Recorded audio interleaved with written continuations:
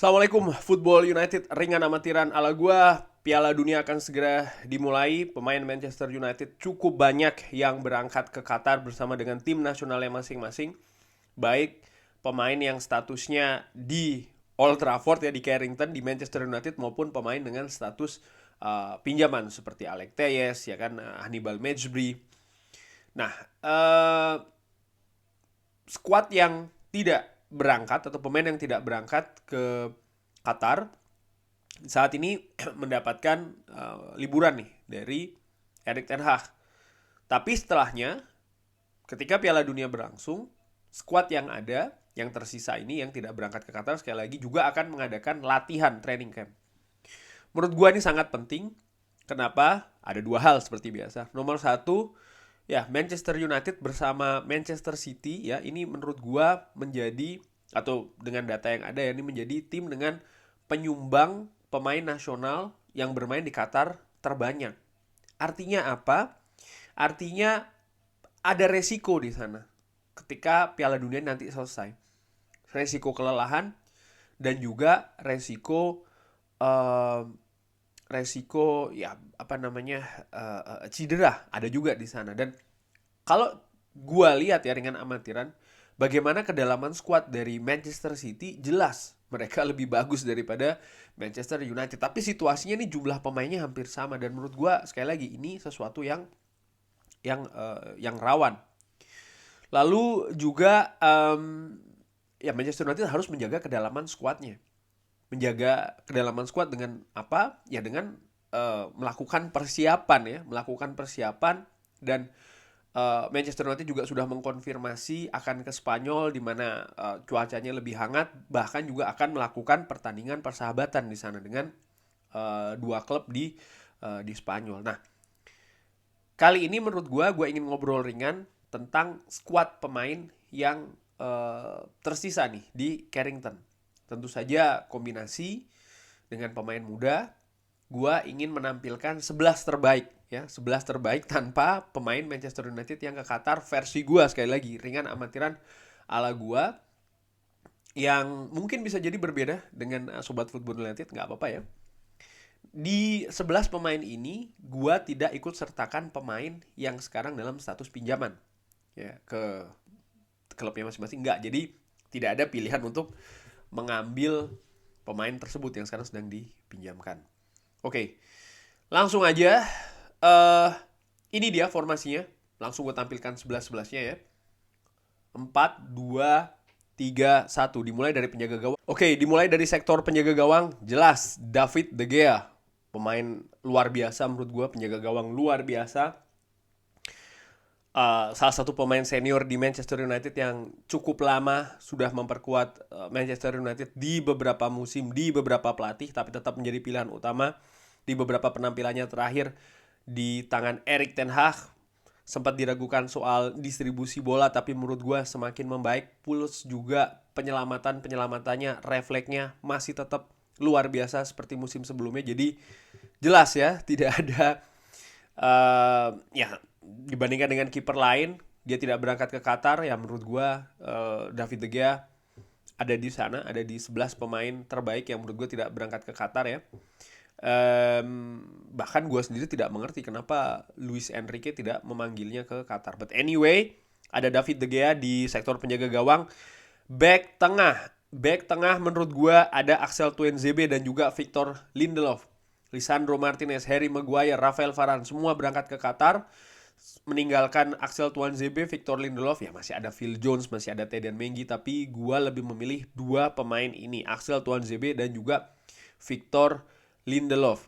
Di sektor bek kanan, gue memilih Aaron Wan-Bissaka karena praktis memang di sektor bek kanan pemain sekali lagi yang tidak dipinjamkan ya.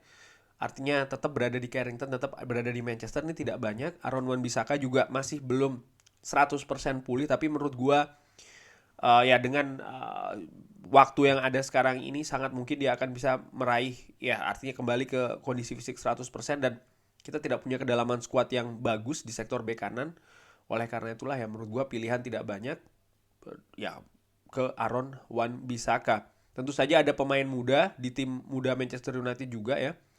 seperti Ethan Lair, tapi kan dia sedang dipinjamkan kalau tidak salah ya, dan juga pemain lain. Tapi uh, kalau seandainya terjadi apa-apa dengan Diogo Dalot, mudah-mudahan enggak ya.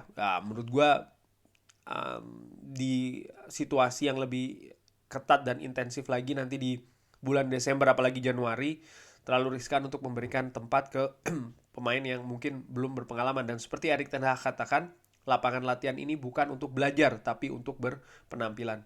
Kita tidak punya pilihan banyak, oleh karena itulah Aaron Wan-Bissaka. Di kiri Brandon Williams, sama seperti bek kanan. Bek kiri kita punya dua pemain ya, berangkat semua ke Qatar. Bahkan pemain pinjaman yang di bek kiri juga ikut berangkat ke Qatar, Alex Telles. Menyisakan Brandon Williams, bek yang sebenarnya bisa dipasang di kanan maupun di kiri. Ya, sekali lagi ya, karena hampir semua bek kiri berangkat, menyisakan Brandon Williams, jadi pilihannya tidak banyak. Brandon Williams di sektor bek kiri. Pivot Casemiro, lalu juga Fred, bahkan ya Christian Eriksen juga berangkat. Gua memilih dua pemain muda, Zidane Iqbal dan juga Charles Savage.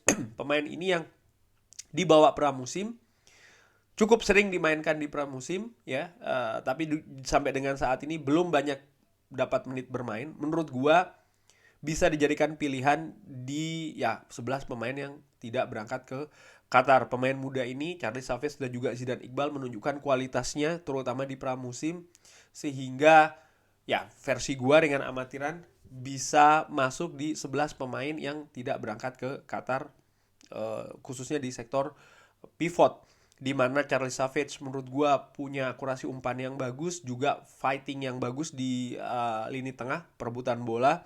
Zidane Iqbal juga menurut gua punya pergerakan yang mobile ya, dari tengah maupun ke depan, sehingga dan kombinasi antara mereka berdua ini kan juga mereka sudah pernah dimainkan di tim muda Manchester United maupun juga di pramusim. Jadi ya, bisa dijadikan pilihan untuk sektor pivot. 3 gelandang serang ya, atau ya, dimulai dari sayap kiri.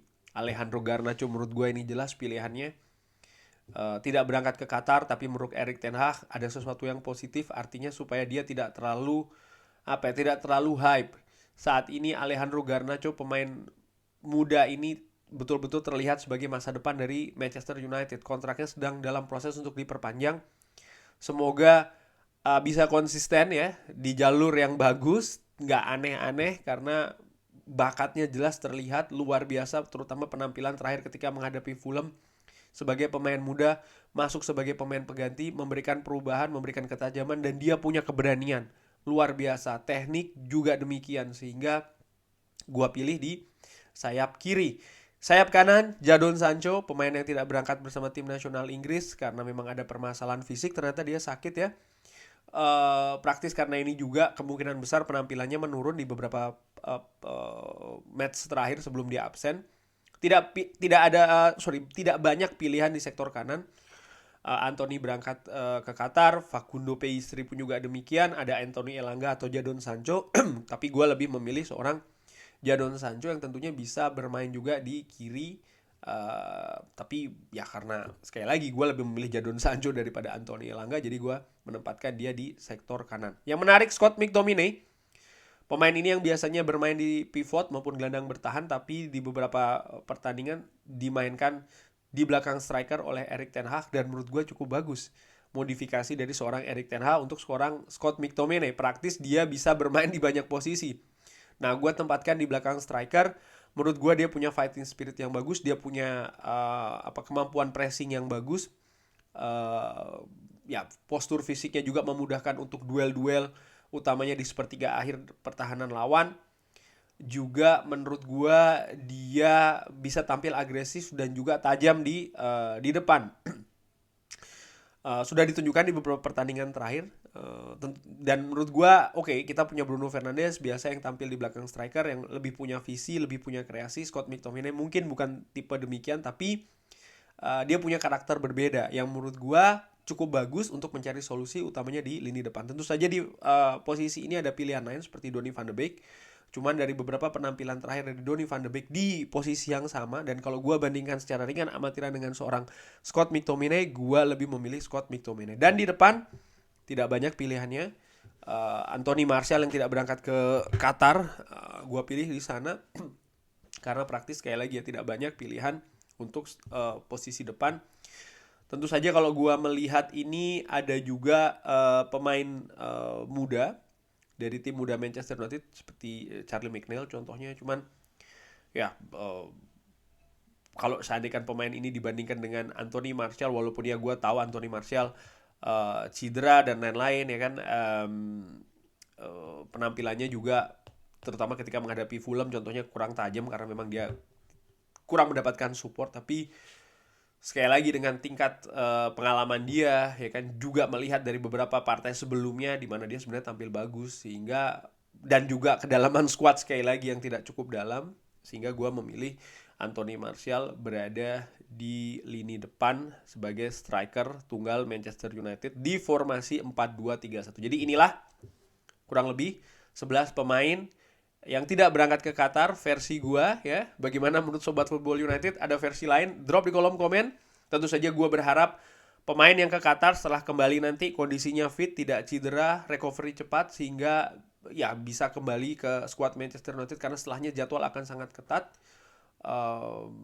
Kompetisi pun juga persaingannya akan semakin intensif lagi. Terima kasih sudah menyaksikan. Jangan lupa like, subscribe. Wassalamualaikum warahmatullahi wabarakatuh.